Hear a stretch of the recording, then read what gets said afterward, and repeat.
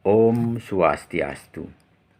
Saya akan menceritakan mengenai kekacauan Majapahit pemerintahan Jayanegara. Setelah Raden Wijaya wafat tahun 1309, kemudian digantikan oleh putranya yang bernama Jayanegara.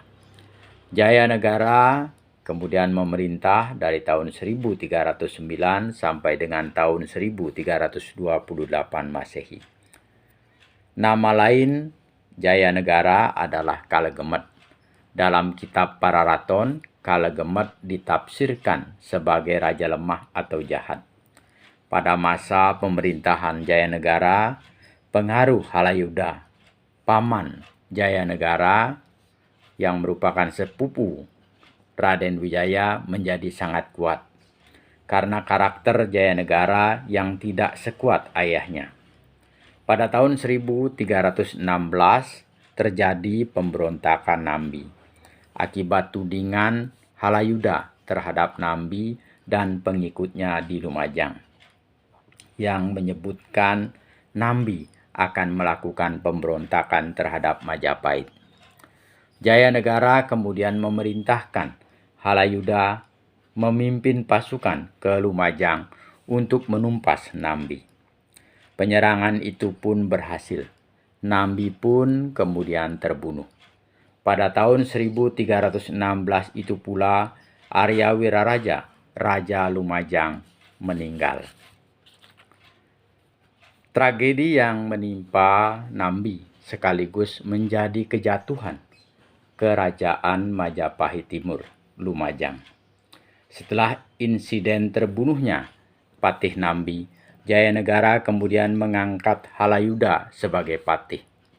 Setelah menjadi patih, Halayuda kembali menciptakan konflik antara Dharmaputra dengan Jayanegara.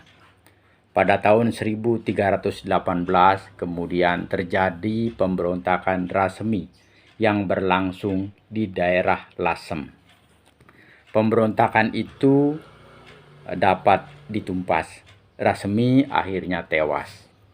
Terbunuhnya Rasemi menimbulkan dendam 6 Dharmaputra lainnya. Rakuti, Ratanca, Rawedeng, Rayuyu, Rabanyak, dan Rapangsa. Akhirnya pada tahun 1319 Rakuti bersama anggota Dharmaputra lainnya berhasil menggalang kekuatan. Rakuti kemudian memberontak dan berhasil menguasai istana. Jayanegara dan keluarganya berhasil mengungsi ke desa Bedander.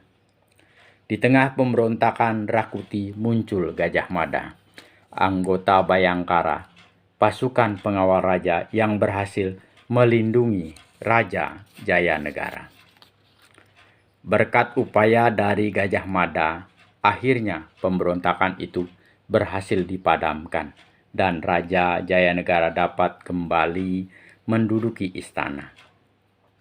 Setelah peristiwa pemberontakan itu, Jayanegara menyadari bahwa Patih Dyah Halayuda atau Mahapati ternyata kerap menyebarkan fitnah.